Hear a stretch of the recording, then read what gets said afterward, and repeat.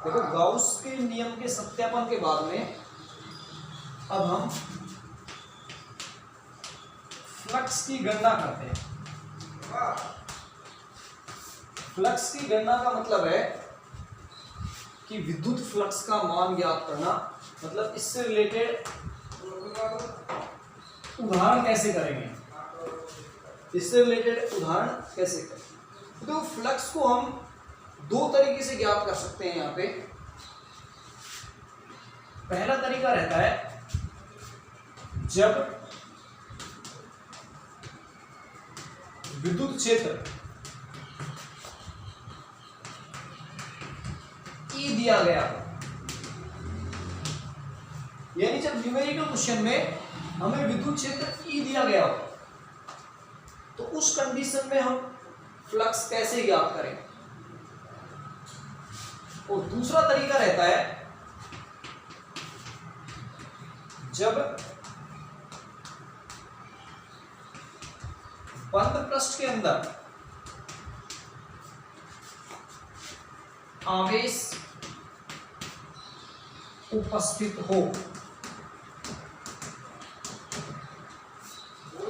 यानी फ्लक्स से रिलेटेड दो तरीके के क्वेश्चन बनते हैं।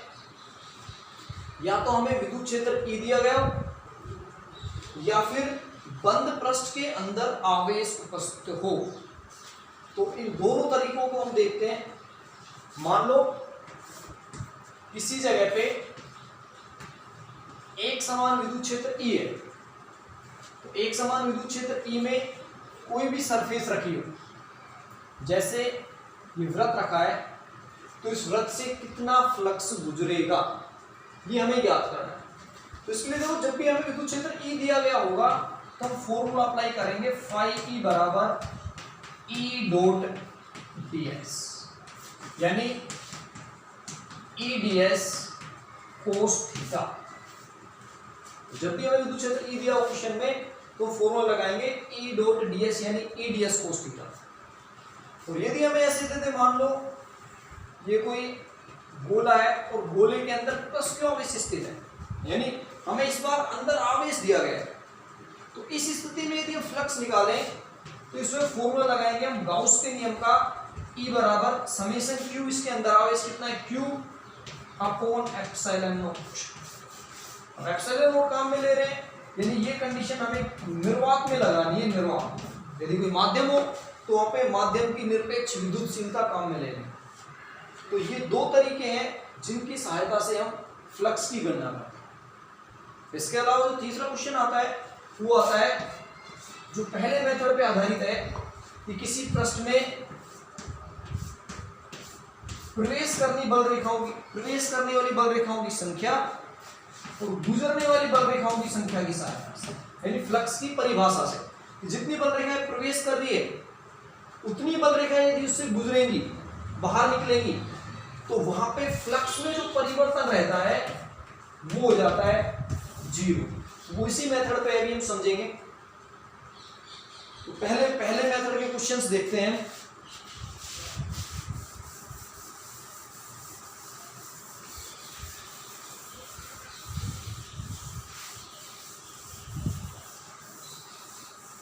एक सिंपल क्वेश्चन लेते हैं। मान लो विद्युत क्षेत्र E में, जिसकी दिशा ऐसे, ये एक समान विद्युत क्षेत्र है, क्योंकि समांतर बल रेखाएं हैं, ऐसे विद्युत बल रेखाएं। इस विद्युत क्षेत्र E में एक वर्ग रखा है जिसकी भुजा की लंबाई स्मॉल है। तो इस वर्ग से गुजरने वाले विद्युत फ्लक्स का मान हमें ज्ञात करना है। तो देखो, विद्युत फ्लक्स हम निकालेंगे, पहले हम इसकी सरफेस देखेंगे, सरफेस कितनी है। यहाँ पे 4 सरफेस है, पहली सरफेस, दूसरी सरफेस, तीसरी सरफेस और चौथी सरफेस। तो इन चारों सरफेसों पे यदि हम इनका सरफेस वेक्टर निकालें, यानी पृष्ठीय सदिश, तो वो लंबवत बाहर की ओर होता है, हम पहले बात कर चुके हैं। यानी इस पृष्ठ के लिए यदि मैं पृष्ठीय सदिश की बात करूं, क्षेत्रफल सदिश की बात करूं, तो ds बाहर की ओर होगा। इस सरफेस के लिए भी बाहर की ओर होगा, इस सरफेस के लिए भी बाहर की ओर, और इस सरफेस के लिए भी बाहर। यानी वर्ग में 4 सरफेस होती है, तो सबसे पहले हम उन चारों सरफेसों के लिए ds की दिशा कर लेंगे। तो ds होता है उस तल के या सरफेस के लंबवत बाहर की ओर हमेशा।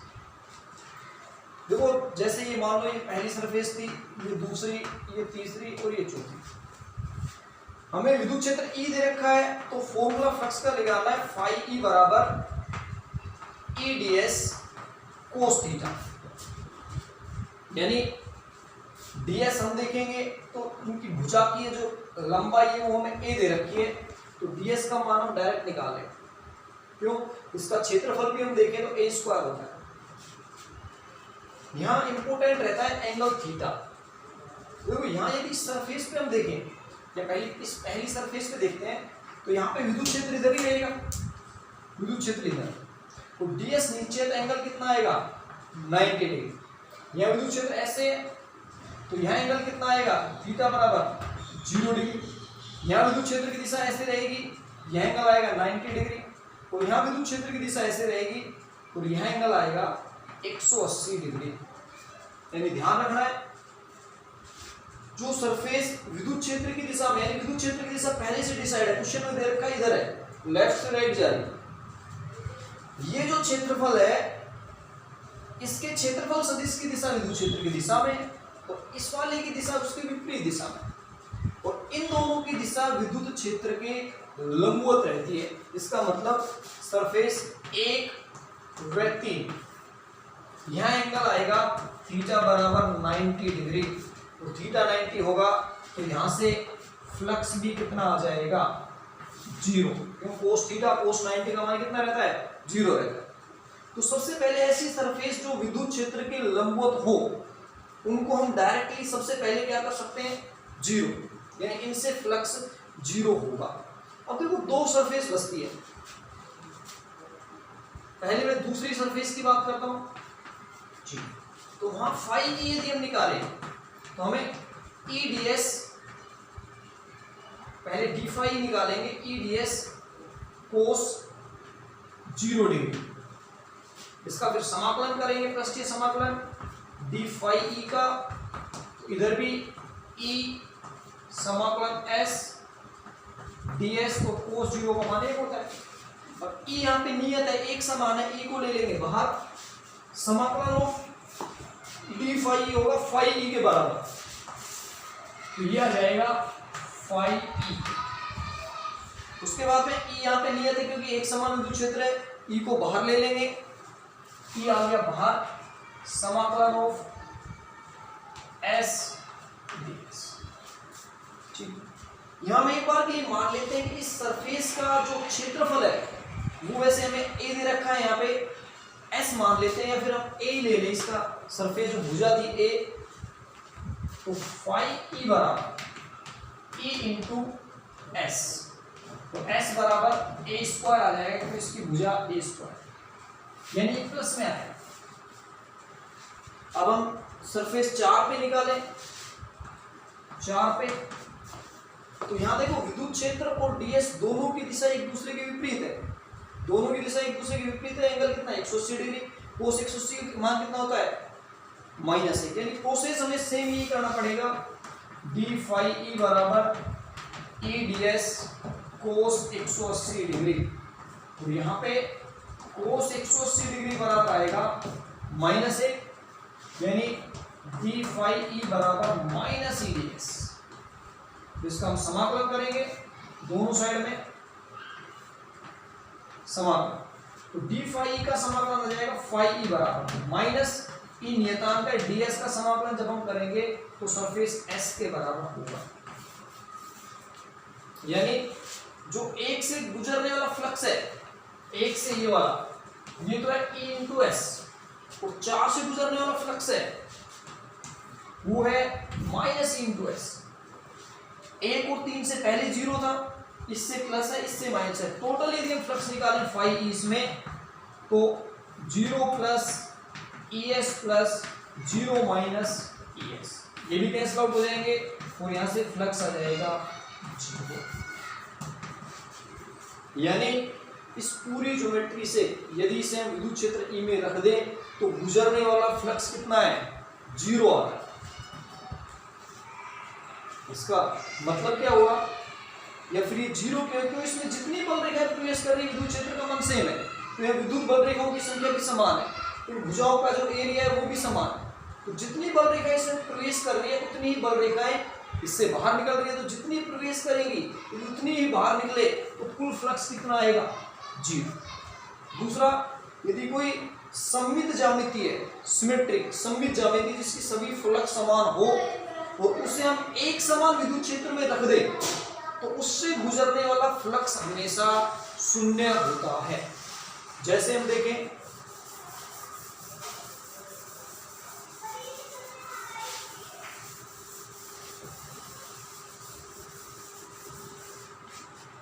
मान लो एक समान विद्युत क्षेत्र E ऐसे जा रहा है, विद्युत क्षेत्र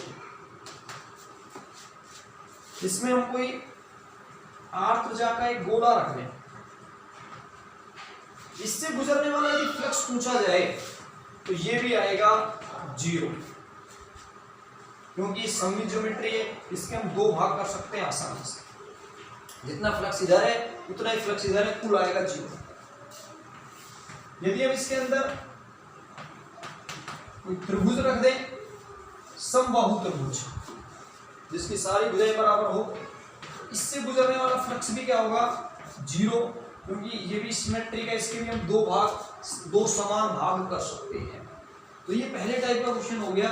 विद्युत क्षेत्र E दे रखा हो तो हमें फॉर्मूला लगाना पड़ता है E ds cos थीटा, उसकी जितने भी सरफेस है उन सब पे फॉर्मूला लगाओ, एंगल निकालो और लास्ट में सोल्व करो। यदि सममित ज्योमेट्री है या विद्युत क्षेत्र वहां पे एक समान है तो हम डायरेक्ट आंसर कितना लिख सकते हैं, phi E बराबर 0। ये तो पहले मेथड के क्वेश्चंस थे, कुछ क्वेश्चंस बुक में दे रखे हैं उदाहरण के तौर पे, वो हम चैप्टर के लास्ट में देखेंगे। अब मैं दूसरा मेथड देखता हूं।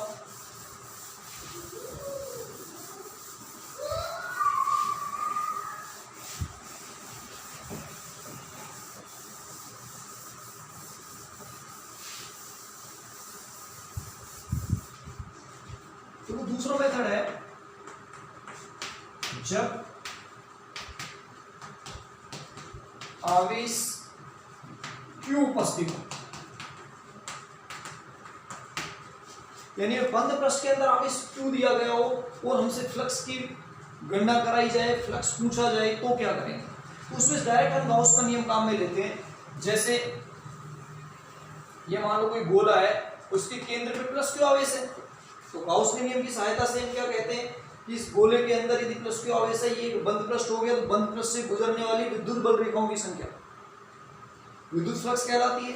यानी phi E बराबर समेशन Q, इसके अंदर कुल आवेश कितना है, प्लस Q, और यदि निर्वात में स्थित है तो निर्वात की विद्युतशीलता का भाग दे देते हैं, ये आ जाता है इससे गुजरने वाला फ्लक्स, Q बराबर phi E बराबर Q अपॉन एप्सिलॉन नॉट। अब देखो गोले के अलावा यदि यहाँ पे त्रिभुज होता, उसके अंदर प्लस Q आवेश रखा हो, इससे गुजरने वाला फ्लक्स भी कितना होता, phi E बराबर Q अपॉन एप्सिलॉन नॉट। यदि यहाँ पे घन होता, उस घन के केंद्र पर यदि प्लस Q आवेश स्थित होता तो उससे गुजरने वाला फ्लक्स भी होता phi E बराबर Q अपॉन एप्सिलॉन। यानी इस मेथड में जब भी हमें आवेश दिया गया हो तो हमें ये देखना है उस बंद पृष्ठ के अंदर आवेश कुल कितना है। हो सकता है 2Q हो, 3Q हो, तो Q की जगह क्या आ जाएगा, 2Q 3। तो ये तो इसका एक तरीका हो गया। दूसरा तरीका क्या है कि यदि ये सममित ज्यामिति है तो इसके हम दो भाग कर सकते हैं। तो प्रत्येक भाग से गुजरने वाला फ्लक्स पूछा जाता है। जैसे क्वेश्चन क्या आता है कि किसी गोले के केंद्र पे यदि प्लस Q आवेश रखा हो तो उससे गुजरने वाला फ्लक्स कितना है, Q अपॉन एप्सिलॉन। अब यदि अर्धगोला हो और उसके जस्ट केंद्र पे यदि फलक के ऊपर प्लस Q आवेश स्थित हो तो इससे कितना फ्लक्स गुजरेगा, आधा कर देंगे, भाई एरिया आधा हो जाएगा, Q अपॉन 2 एप्सिलॉन। तो उसके लिए एक सिंपल सा तरीका क्या है यदि वस्तु सममित हो और n फलक हो, वस्तु में n फलक, यदि वस्तु सममित हो और उसमें n फलक हो तो उस वस्तु की प्रत्येक फलक से गुजरने वाला फ्लक्स ये हो जाता है फाई बराबर Q upon N epsilon not, यानी 1/n गुना कम हो जाएगा। जैसे ये गोला है, इससे गुजरने वाला फ्लक्स था Q अपॉन एप्सिलॉन नॉट। अब यदि हम अर्धगोला लें, यहां पे अर्धगोला और इसके पृष्ठ पे प्लस Q आवेश यहां स्थित हो और पूछ लिया जाए कि इस गोले से गुजरने वाला फ्लक्स कितना होगा, तो हम निकालेंगे फाई ई बराबर, ये आधा गोला है, क्योंकि यदि पूरा गोला होता तो फ्लक्स हम डायरेक्ट रख देते Q अपॉन एप्सिलॉन नॉट, लेकिन ये आधा गोला है तो आधे गोले मतलब दो सममित भाग हो गए। अभी हमने पढ़ा है कि n फलक और प्रत्येक फलक से गुजरने वाला, यानी यदि हम इसके दो फलक माने तो इन दोनों फलकों से कुल आवेश कितना था Q अपॉन एप्सिलॉन। अब इसमें से आधा गोला जब पूछा जाएगा तो एक ही फलक बचा, तो दो फलक यानी दो का भाग लगा देंगे, ये आ जाएगा Q अपॉन 2 एप्सिलॉन। जैसे हम घन की बात करें,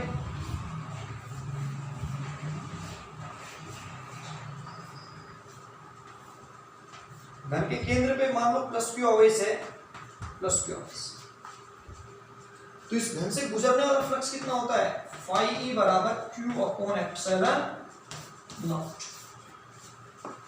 अब आपसे पूछ लिया जाए कि इसके एक फलक से कितना आवेश जाएगा, तो घर में कुल कितने फलक होते हैं 6 फलक। अब एक फलक से यदि हमें निकालना है तो 6 से कितना जा रहा है Q अपॉन एप्सिलॉन नॉट, तो एक से कितना जाएगा 6 का भाग लगा दो, फाई ई बराबर Q अपॉन 6 एप्सिलॉन, ये हो जाता है इसकी एक फलक से गुजरने वाले फ्लक्स का मान। तो इसके अलावा घन में क्वेश्चन बनता है, यदि घन की कोर पे स्थित हो आवेश, घन के कोने में स्थित हो आवेश, या घन के किसी फलक के मध्य बिंदु पे स्थित हो, तो देखिए तीनों कंडीशन हम समझते हैं।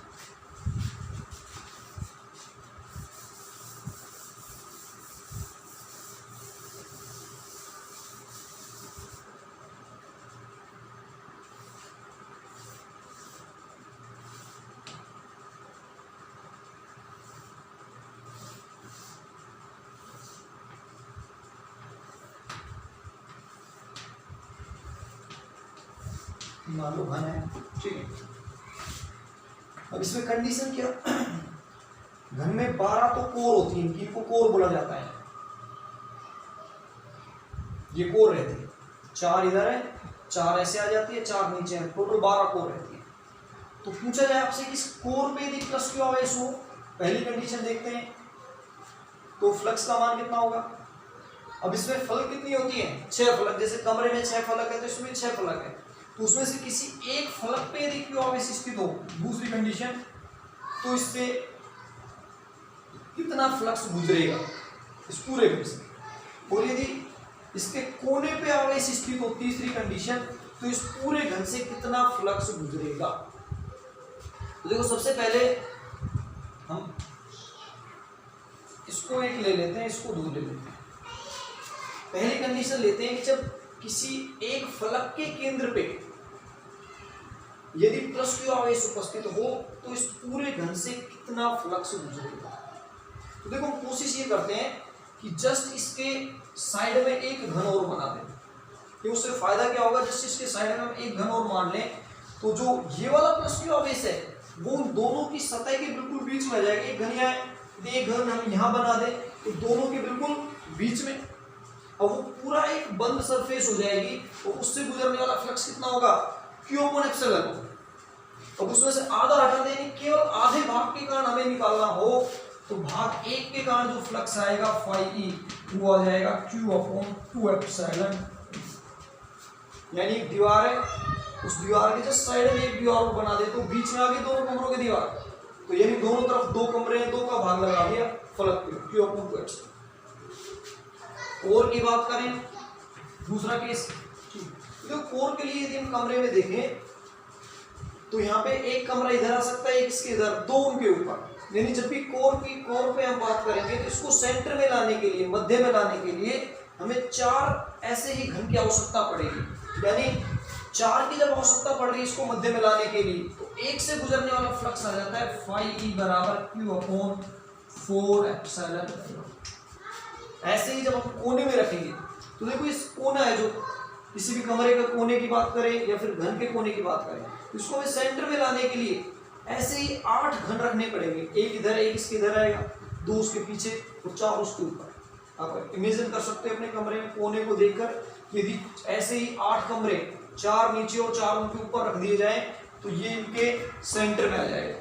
ऐसे ही कोर की बात करें, ऐसे ही फलक की बात करें, आप आसानी से इमेजिन कर सकते हो।